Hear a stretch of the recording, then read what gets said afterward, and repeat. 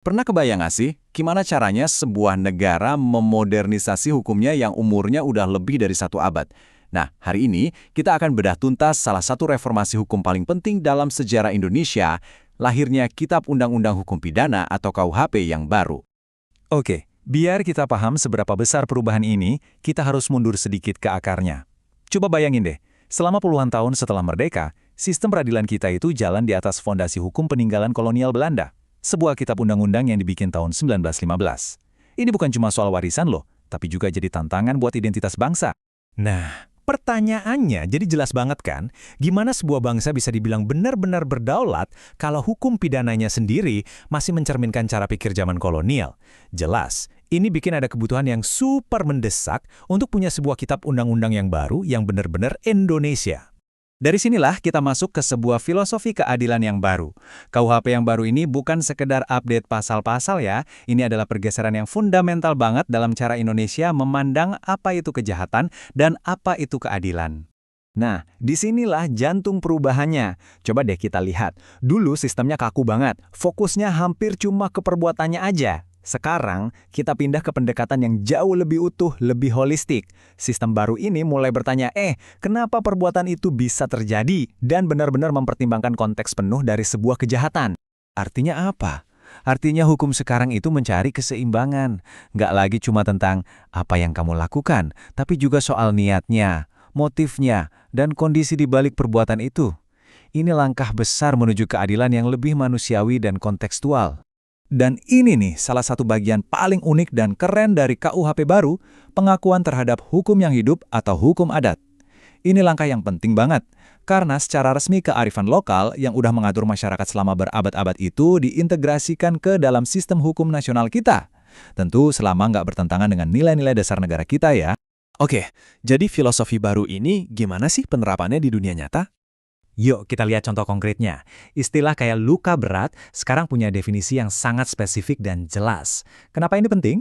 Karena dengan kejelasan kayak gini, hukum jadi lebih bisa diprediksi dan konsisten. Jadi nggak ada lagi tuh ruang untuk interpretasi yang seenaknya, dan penegakan hukum bisa lebih adil di seluruh Indonesia.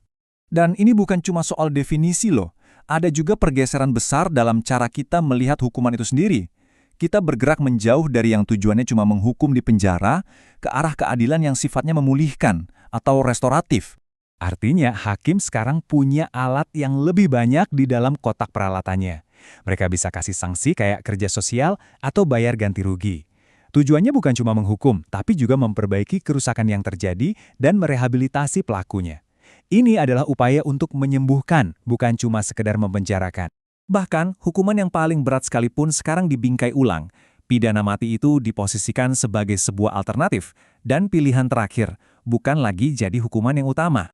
Tentu aja ya, perubahan segede ini nggak mungkin terjadi dalam semalam. Ada peta jalan yang sangat jelas untuk implementasinya. Jadi gimana prosesnya? Nah, prosesnya itu bertahap. KUHP baru ini memang sudah disahkan di awal tahun 2023, tapi itu baru langkah pertama. Sekarang ini kita ada di dalam periode transisi yang krusial selama 3 tahun. Di masa inilah, sosialisasi dan edukasi jadi kuncinya.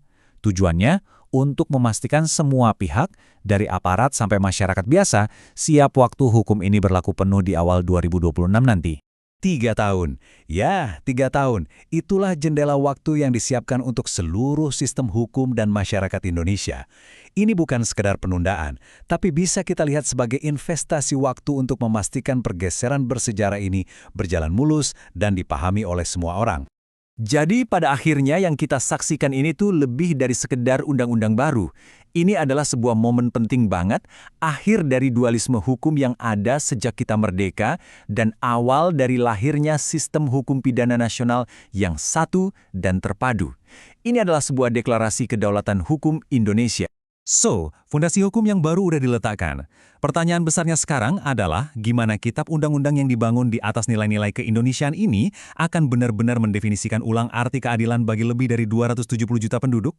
Kisah yang sesungguhnya baru akan dimulai saat prinsip-prinsip ini diuji, baik di ruang sidang maupun di tengah-tengah masyarakat. Ini akan jadi babak baru yang menentukan masa depan hukum dan keadilan di Indonesia.